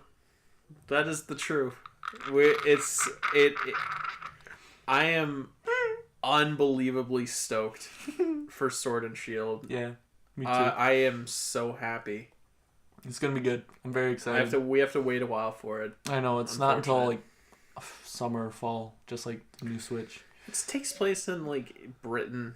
Yeah, I don't care. That's I'm very really excited. Cool. I like it. I'm not saying that as a negative. I don't care. I just want massive positive. No, I don't care. I want it now. I don't care where it is. Yeah, that's what I have to say. I am so pumped. Yeah, new Animal Crossing. Sure. I'm very excited. I know you don't care. I'm very excited. I mean, I care somewhat because I like that kind of game. But I've never played an Animal Crossing game. I keep bringing it up, but I'm not going to stop bringing it up until I own it. Sounds good. And then I'm going to bring it up some more. Cuphead on the Switch. On the Switch, very exciting. Castle Crashers Remastered is coming to the Switch, which I'm definitely gonna get. Yeah, me too. Probably. I'm very excited about it, which I shouldn't be because it's a game I've played through a bunch of times, but I still love it. Castle Crashers is like the Borderlands 2 of like side-scrolling arcade fighters. Yeah. In that I've played through it with every character. It's good, man. It's so good. What else in video games that we haven't that we aren't going to go off on huge tangents? I got all the Kingdom Heart. I got them all. They went on sale, so I have them all now. Good luck. I plan on playing through all of them. Good luck. Probably on stream. I'll come. Careful. That's your incentive to do it. Oh, Lord. I think it's time. I think it's time. For which one? I'll go first because I have a feeling mine's still going to be shorter. Sure. Because I care about it, but you don't, and we both care about the other one. So, Sekiro: Shadows Die Twice, the new From Software game, has officially come out, and I've been playing it almost nonstop ever since I got it, or at least as much as I can. Yep. And I love it. Yeah, I love it. It's new Dark Souls game. I love it. Yeah, I love it. So, we have to talk about it. Grappling hooks, and let's talk about difficulty. So, this game has been heard round by people that it is the hardest and the easiest Yeah, that's what game. I've heard people say it's the easiest. I've heard people say it's the hardest. I guess it just depends on how good you are at it. I've come to the conclusion that I can totally understand why somebody would say both of those things. Okay. Because I was originally, when I was playing it, I was like, this game's definitely the hardest. Definitely, definitely, definitely. Because every single enemy you run into can kill you if you do one thing, one or two things wrong. But there's a stealth element now. But yeah, there is a stealth element, which is super cool and super helpful. Helpful. And it works really, really well, I think. What I've heard is, at least early on, I don't know about later in the game, but it works mostly on a like one-hit kill system for like you and the enemies. Isn't it less so about just damaging them until they die, and more so about getting like a finishing move in? Yes. So the entire point of the mechanic is all about clashing swords. You want to be using your sword as much as possible instead of dodging or rolling away. Break stance, right? Is that the new system? Posture. Right. So what it is there is a bar that you have and your enemy have. When you get hit and you block it, your posture bar goes up. If you are getting hit and you deflect it, so you block at the right time, your posture will not go up, but your enemies will. When you get hit with an attack, your health goes down and your posture goes up. When your posture hits the max, you get thrown off your stance and you are open for a flurry of hits, until you press a button or something to regain that stance, which is typically you either roll out of the way or you hold block to start blocking again. Okay. Your enemy, if they go into a broken posture, so if their posture bar gets all the way filled, they are now open to a death blow. So then you can then attack and it'll go and it'll take away... it'll kill them, or it'll take away one of their life bars, because some enemies have multiple death blows you need to do on them. Now, the system is awesome. I love it. I think it has gotten rid of everything that is wrong with the combat in Dark Souls and Bloodborne. Yeah, can I just say, my whole thing with the Dark Souls game, and I feel like I remember this being a raw nerve for you the first time I said this, is... the Bloodborne and Dark Souls games, although they have like minor changes, it's all mostly the same like combat system. Like they've always been more or less the same thing, but with like different strategic ways, different ways to play. Like Bloodborne was more aggressive and Dark Souls 3 was more aggressive rather than like the defensive nature of the first two Souls games. So hearing all this stuff about Sekiro gets me super happy, because it seems like this is like a massive change in the Souls formula. Like it seems like combat, it could not be more different. As far as combat, you're right. I think, because which is pretty cool. I'm glad that From is like changing up the formula. Yeah. I mean, they've changed it up in like little ways, but this seems like they're really changing it now. So in Dark Souls, the main thing was you could either block or you could roll. Those were your two options. In Bloodborne, your option was to dodge through or take the hit and attack back to regain health. Right. In this one, you have you don't have the Bloodborne attack to get back health, but you have, all of those options, plus being, taking their attack and turning it against them. You don't have to just take it or dodge it or anything. You can use it to your advantage, which is huge. That really changes up the pace of combat. You're now waiting for like a flurry of strikes coming at you, because you can deflect all of them and then you can do a death blow or something. Yeah. So it's really cool in that regard. And yeah, it's very, very good. It's well made, as all From Software games tend to be, just solid across the board. I haven't run into any game-breaking bugs or anything. I am still unlocking new things constantly. I don't feel like taking away the options of weapons and armor has affected me. like it did some Soulsborne players. Like Yeah, some people were really some mad. people got really upset that you don't have a customizable Yeah, character, you or like, don't do builds anymore. You yeah, don't do there is one way that. to play the game essentially. Not one way to play the game because you can spec into different upgrade trees. Oh, okay, So yeah. you can still play it in different ways where you're playing more But stealthy, more. it's much more akin to the standard of like AAA action games, whereas it's more skill based rather than like RPG build based, Yes. Yeah. which would probably make the series more accessible to like newer players. And that's one of the things I've heard is that this game is going to be hardest for hardcore Soulsborne players because they already have the Yeah, learned abilities of those previous games. that's interesting. And I completely agree because if you're Yeah. playing like you do in Dark Souls or Bloodborne, you're constantly dodging and rolling out of attacks. They're the entire point of the attacks is to hone to you. So they do have a lot of homing on the slicing attacks, but that's so that you can deflect it. Yeah. That's the point. And a lot of people are really mad about that as far as the community goes. But like I said, it's masterfully crafted. So I think that it was made the way it's supposed to be made and should be played that way. That's fair. Now onto the difficulty. Yeah. Every enemy is way harder than any enemy in like any base enemy in Dark Souls and Bloodborne. That's what I've come to the conclusion of. But the bosses, I think, have been toned down. They don't seem to be as hard since you have so many options to pick from. I think that the actual bosses tend to be a little bit easier. Like the first boss of the game is a man riding on the horse, which you've probably seen in the Yeah, trailer. I've seen that.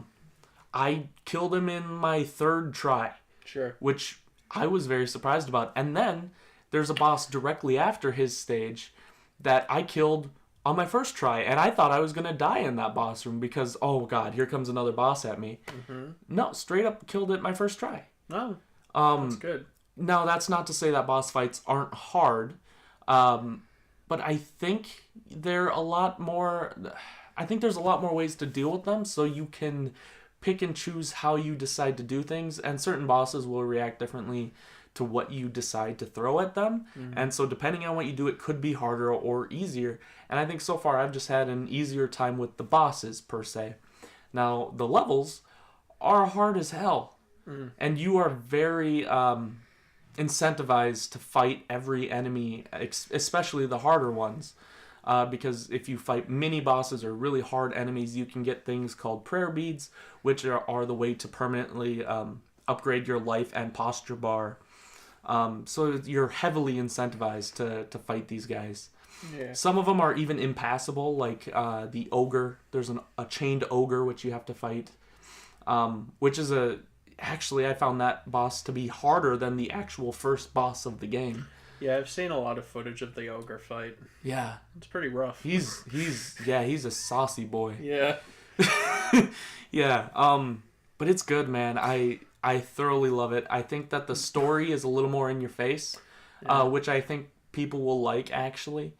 Yeah, I saw like clips here and there of the story because I do look up quite a bit of stuff about Sekiro because I'm always on this thing where I love the Souls series, but I've never played any of them because I suck.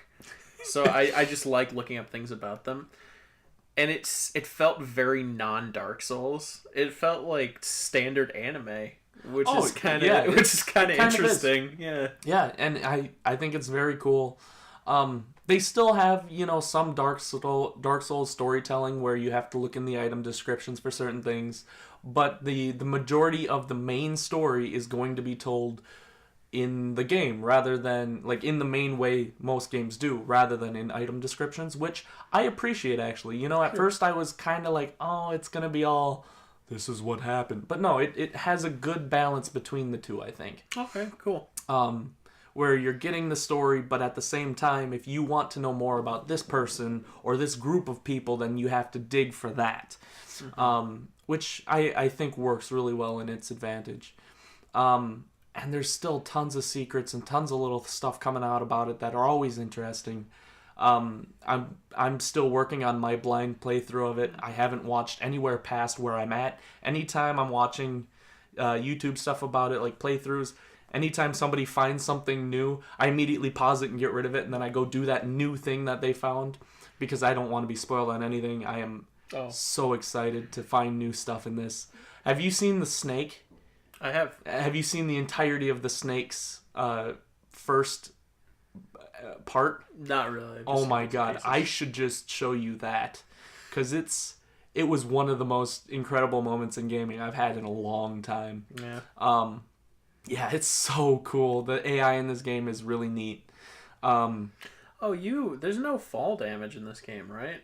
Yeah, and also you can okay. swim. So there is fall damage, but it's from an incredibly high height. Okay. And yeah, you can swim, which is insane. That is, and there's a jump button. Yes. Right? There's a straight up jump button that isn't just for like a little hop over a little gap. It's for straight up jumping in the air. Because as I don't think either of us have mentioned so yet, there's terrain traversal, like climbing walls, and there's straight up platforming. Yeah.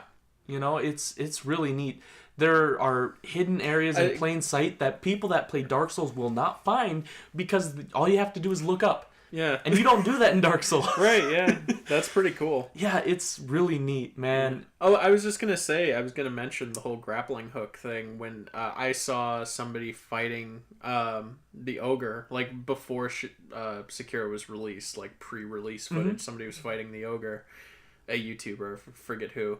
And it was just this clip of the ogre throwing them off the edge. And I've seen so much Dark Souls. I was like, oh, well, darn, they're going to have to restart. And then he whipped his grappling hook at the ogre and flung up towards his face. And I was like, whoa! Oh my god, yeah. It's like, it blew my mind as me being pretty familiar with Souls games. Yeah. It's like, whoa! Well, and even if you did fall off the side of the map now, you don't instantly die. Right, yeah. You take damage, but you don't die. Yeah. Which is fantastic in a game that has so much traversal where you are near the edge and you may fall off. The grappling two enemies is amazing. The first boss with the horse, that's one of the biggest problems in Dark Souls and Bloodborne is when you have a big enemy that can move fast and goes around a big arena, you can't reach them and then do a significant amount of damage in enough time before they're already gone.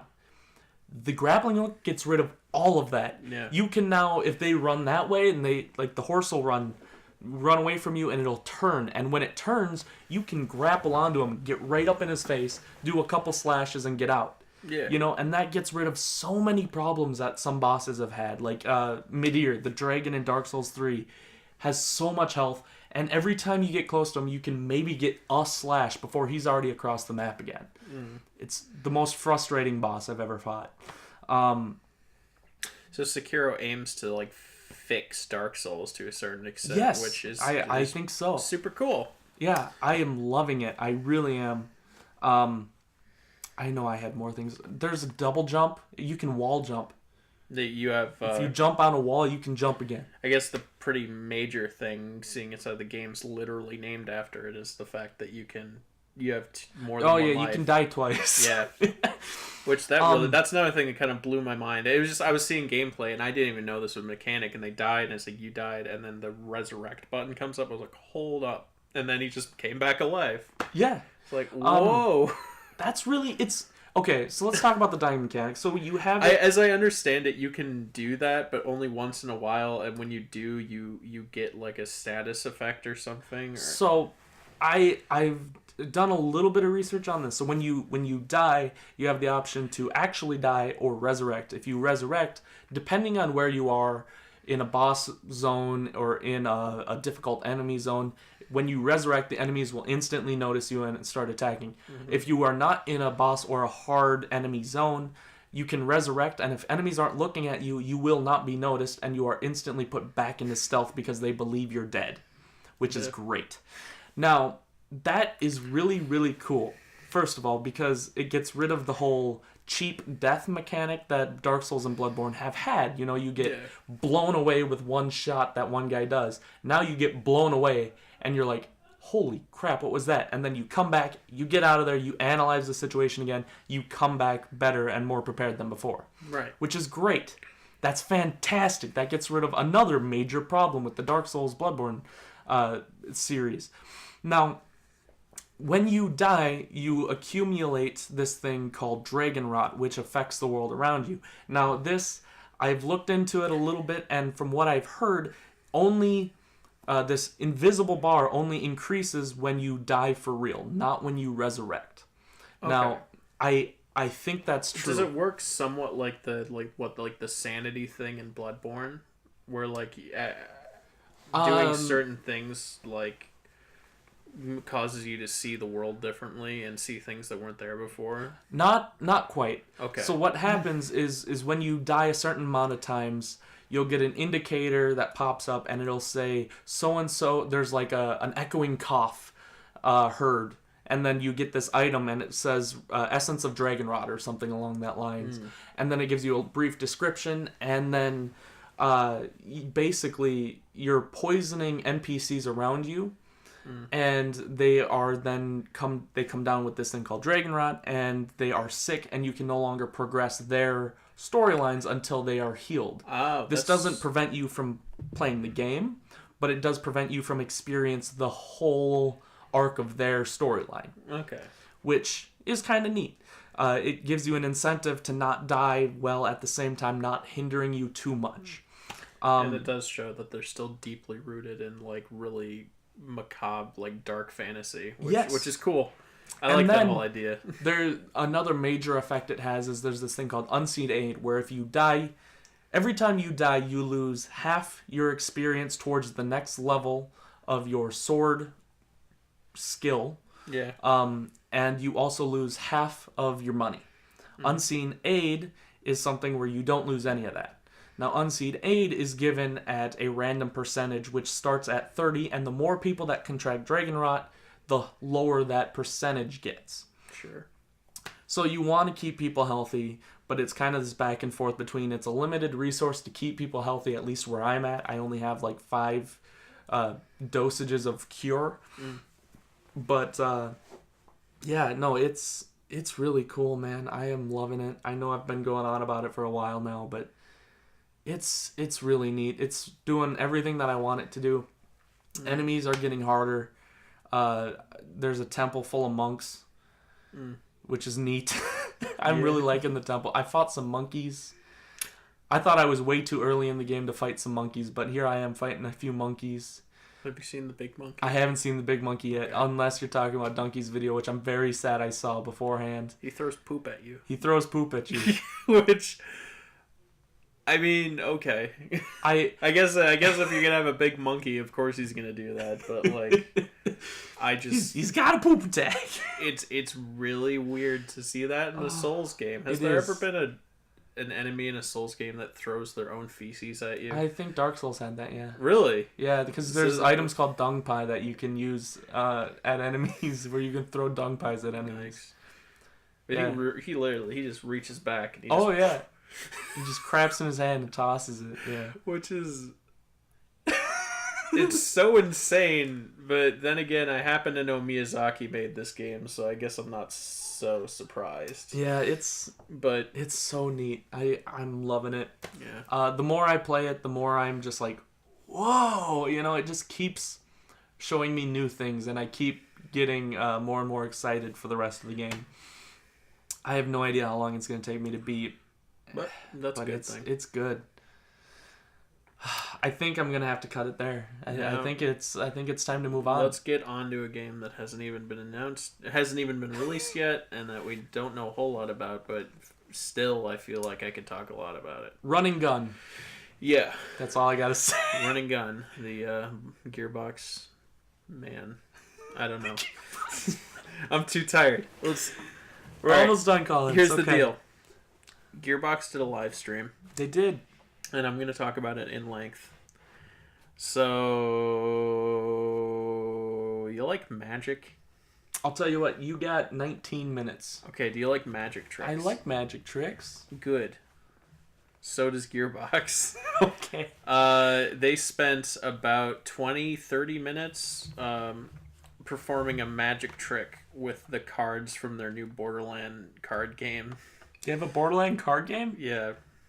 Are you joking? No. I can't tell if you're joking, This is a Colin. real thing. They have a Borderlands card game, and Are you kidding he me? had them open the box on stage, and he just like pulled the cards out, and he was like explaining what each card is, and then he did like this long contrived magic trick with it, in which he got 2 volunteers from the audience, and then they had to count through 47 cards twice.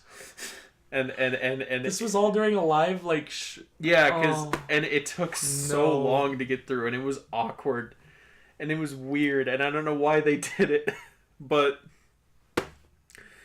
and then and that was when the stream was going okay, and then That's later when the stream was going okay. that was before, but that was before the technical difficulties, and the technical difficulties were they tried to show a trailer for Borderlands Remastered, which is coming out in like a couple days for PS4 and whatnot, and I will be getting it. I will be getting that. Me too. They're trying to show a trailer for it, but the trailer didn't work. They tried playing it a couple times. It kept bugging out and freezing at the same spot, and then they tried playing it again, and it really broke. And we could see the Windows Media Player on the screen, all the buttons and whatnot. So and then he brought out the developers, the dev team for this Borderlands Remastered Game of the Year edition, or whatever it's called. And they had to talk about the game when all they were scripted to say was in the context of what was in the video, so they just had to like make things up on the spot. Fun. And then they talked about how they're pairing with Epic Games, and then they showed a Borderlands 3 trailer, and at like 12 frames a second, and it was really stuttery, and then they showed it in its entirety, and this was after a really awkward reveal of the spokesperson taking off his jacket and turning around, and he has a big 3 on his back.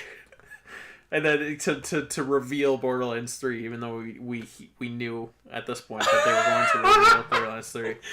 Oh, And he God. stood there for way too long to let people take pictures of him. And every he tried to turn around a couple times, and so you heard a voice in the audience like, "Wait, no, 1 sec," as people were still trying to take pictures of it. And so he ended up standing there for like 20 seconds, just like frozen, and like the audience wasn't making any noise, and he's just standing there, and it was great. That's awful. And then so they played through the entire Borderlands 3 trailer at an abysmal frame rate, and then he came on stage. He was like, "Hold on, we're gonna show that again, but hopefully it's better." And they tried showing it a couple times, and it wasn't better. And then he got on stage and he started insulting PAX and their technical staff. And then at the end they showed it in its correct frame rate, and then the stream just cut right when the trailer was done, and they were done. Oh, And somebody's mad.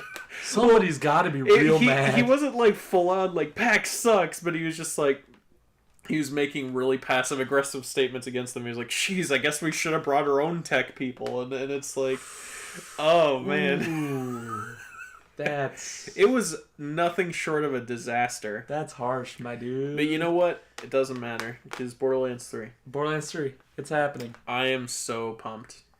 So pumped. So many guns. I love the new characters. We got a new Siren. She's got multiple magic arms. Yes, she's the Hindi god. Yeah. We got our there was a like an analysis video of the teaser trailer with all the vague imagery, and he says the robot character is a Beastmaster. I mean, you can control like beast minions, which like that's pretty cool. That's really neat. And the guy with the beard and whatnot, he's the assassin, and then the commando is the other girl. Huh. The one who's not Neat. the Siren. Yep. And we got 2 main villains established, and they look really neato. They do. They look neat. And they have Lilith at one point. Yep. There's some neat vehicles. And basically it just looks like everything I'd want. It looks like Borderlands, but more. Yeah, it looks I'm like very excited. everything I'd want from a Borderlands 3. Yeah. I'm very excited. Me too. The teaser trailer was really cool. The the black and white one. That was a neat little intro, and then they released the full trailer. Oh, did you get the shift code No, that was like hidden in the teaser trailer? no, I haven't. Uh, It's very exciting. They have a ton of guns. There was a But no, gun with actual legs. yes, which I think might be a Sentry thing. That'd be kind of neat. I'll text you the shift code. You can use it in Borderlands 2 to get 5 golden keys. Ooh, Anywho, very exciting. we should wrap up. You don't have anything else to say on it? I have a lot to say on it, but we could probably do it on a different episode. We got a little bit of time. Nah. Okay. It's been fun. It has been fun. It's been a while. You got a new It's hat? been a while. We I talked do got a about new hat. video games. It was good. This has been a really long one, so Yeah. it's been a good one. You know, I can't wait. There's a lot of cool stuff happening. Cool stuff happening coming out. Yeah. It's gonna be good, man. It's gonna be real good. This next year is gonna be interesting as far as movies go, as far as music goes, as far as video games go. It's gonna be an interesting year. Yep. At the very least. Oh my God, Genie. We haven't even talked about Genie. What's Genie? Genie. Will Smith? Yes. Oh. We haven't talked about Will Smith Genie. It's a big blue guy. He's a big blue man. He looks horrible. He looks buttery. Yeah. Shantae 5. Shantae. Yeah, that's right. Shantae. I'm unbelievably stoked for that, but Persona 5 character for Smash. potentially releasing tomorrow. Yeah. That's what the theory is, because April 1st, Joker. Yeah. I mean, that would make sense. Yeah, oh my God, so much cool stuff happening. Anyway, yeah, I think we'll wrap it here. Yeah. It's been fun. Yep. Stay tuned for episode 50, where you get a big buttery surprise. Oh. You know what we should do? We should go get... We should just do a whole episode, but the mic's covered in butter. Like, you don't even mention it, but it's like this audio is sounding kind of creamy. But that's because the mic filter is smothered in butter. Oh my God. That sounds awful. And every once in a while, we lean over, we lick it. Jesus. No, I was going to say we should get some butter beer, because Oh, yeah. it was so good, man. I tried butter beer. It was delicious. Sure. Anyway, we're done. Yep. Bye. See ya. Have a good one. Catch us. Actually, we're going to record not Stardew Valley. over a month. What? We're going to record sooner than a month this next time. What are we This doing? is a promise. Are you going to record? Hot takes. Promise. We're going to record sooner than a month. Yeah. Yeah. All right. Bye.